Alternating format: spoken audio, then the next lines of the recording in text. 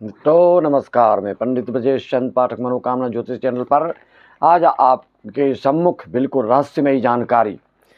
जिस किसी भी राशि वालों की कुंडलियों में दशा अंतर्दशा एकादश भाव की स्वामी अगर आपकी कुंडली में षष्ठम भाव में हो या गोचर में चलते हो, तो फिर आपके बड़े भाई से विवाद, चाचा ताऊ से विवाद, कोई आपके खासम खास दोस्त मित्र से भी विवाद संपत्ति को लेकर होता है।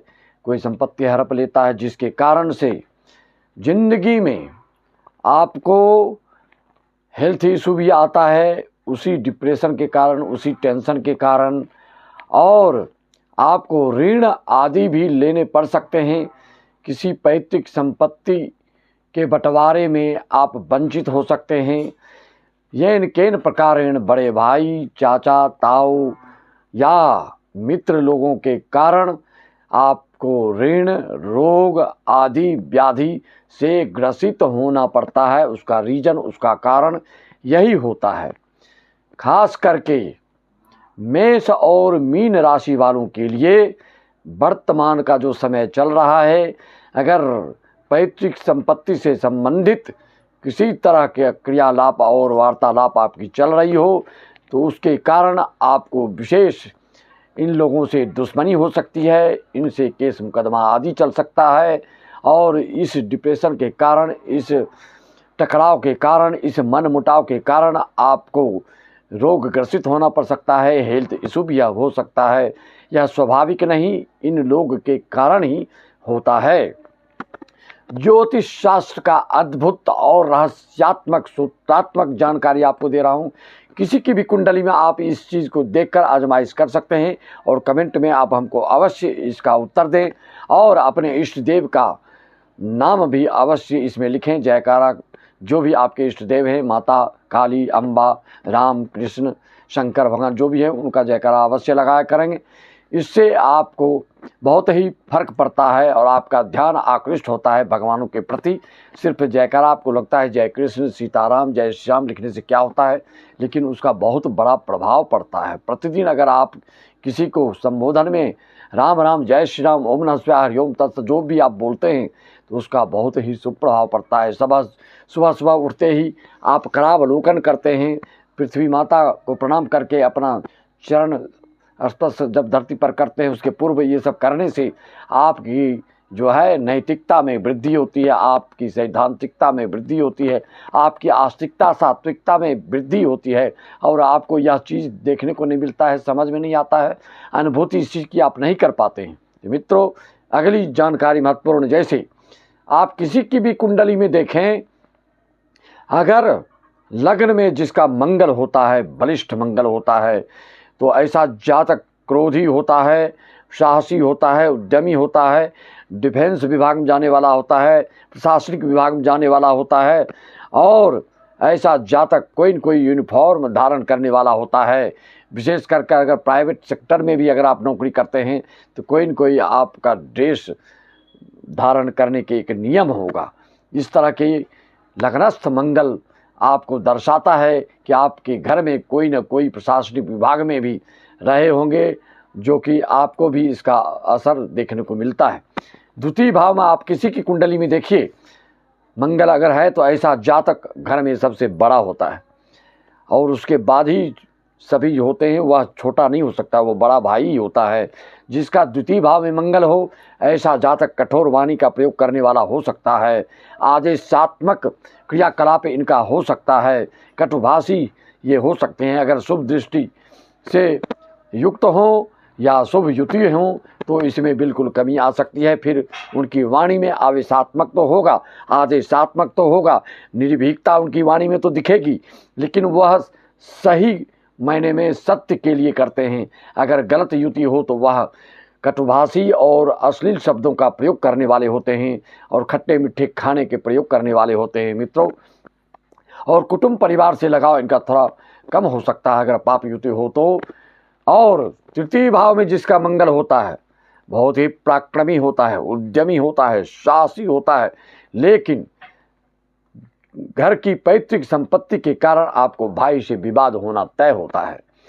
पुरुष राशि में अगर आपका मंगल तृतीय भाव में हो, यात्रा भाव में हो, तो ऐसे जातक को भाइयों से विवाद होता है, अचल संपत्तियों को लेकर केस मुकदमा आदि भी की नौबत पहुंच ही जाती है। कितना भी कोई बीच बिचाव करे और समझौता करे, पंचायत बिठाए, लेकिन उसका निराकरण नहीं निकल पाता है।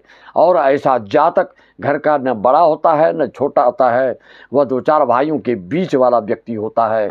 अगर चतुर्थ भाव में मंगल हो तो ऐसे जातक के सामने वाले घर उजाड़ हो सकता है और उसमें सुकून नहीं मिलने वाला हो सकता है। इस तरह की स्थिति निर्मित करता है।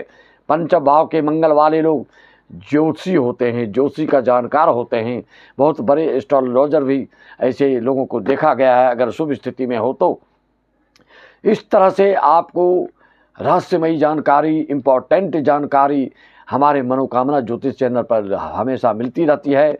एक तो आपको मैंने बताया वर्तमान की स्थिति में मेष और मीन राशि वालों के लिए पैतृक संपत्ति से संबंधित चाचा ताऊ भाई बंधु सगे संबंधी और दोस्त मुहिम से भी आपको सावधानी की जरूरत चल रही है। 29 मार्च से 2.5 साल तक आपको इस चीज़ पर ध्यान देना होगा, अन्यथा आप इसके कारण डिप्रेशन में पड़ सकते हैं, केस मुकदमा आदि हो सकता है, हेल्थ इशू इसी के कारण हो सकता है आपको, अन्यथा आप बिल्कुल उन्मुक्त विचरण करेंगे। जिस किसी की भी कुंडली में मेष राशि और मीन लग्न हो या मेष राशि मीन लग्न राशि लग्न दोनों हो, तो यह निश्चित तौर पे 99% आपके साथ होकर रहेगा अभी 29 मार्च से 2.5 साल तक के लिए।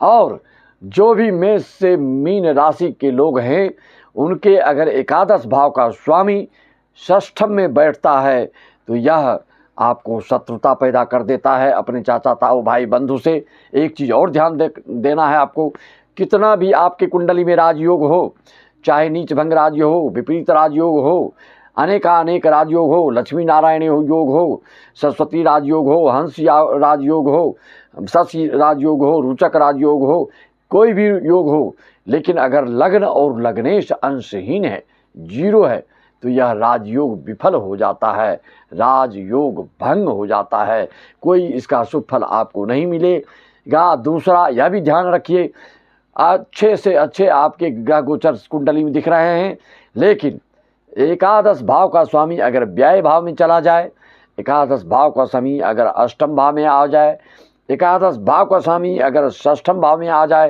तो आपको जिंदगी भर संघर्ष करना ही करना होता है। इसके उपाय, इसके विकल्प, इसके परिहार के लिए आपको संपर्क साध करके इसका उपाय निदान पा सकते हैं। देश विदेश में जितने भी हमारे जजमान हैं, वह सब बिल्कुल मार्गदर्शन जैसे लेते रहते हैं, ले सकते हैं। ऑनलाइन पूजा जैसे आप कराते हैं, करते रहिए, इसी तरह से आपको रिजल्ट आते रहेगा।